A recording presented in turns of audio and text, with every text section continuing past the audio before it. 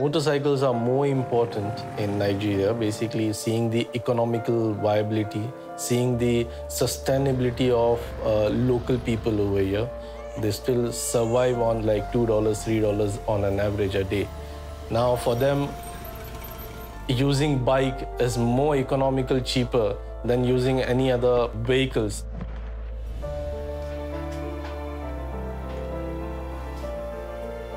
Logistics in Nigeria is not so simple like in any other country. We have good relation with Safmarine line for last 4-5 years. They are definitely, they bring a lot to our business.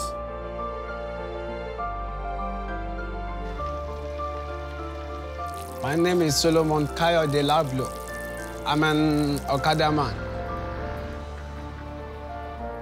Using this motorcycle, feeding my family. What happened when we had to rebase our GDP was to take into account some activities in the economy which were not accounted for originally. And so that will now give us the true picture of the size of the economy. So there are benefits. The fact that, yes, this is me, I'm as big as this, and that can actually make me want to maintain that status and actually do more.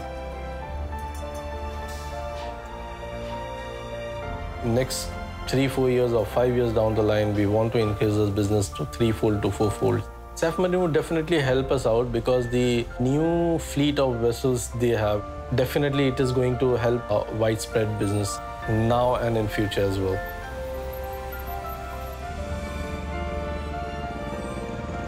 I have planned for the future.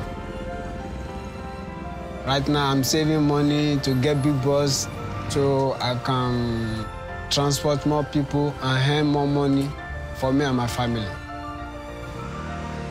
That is what I really hope for the future.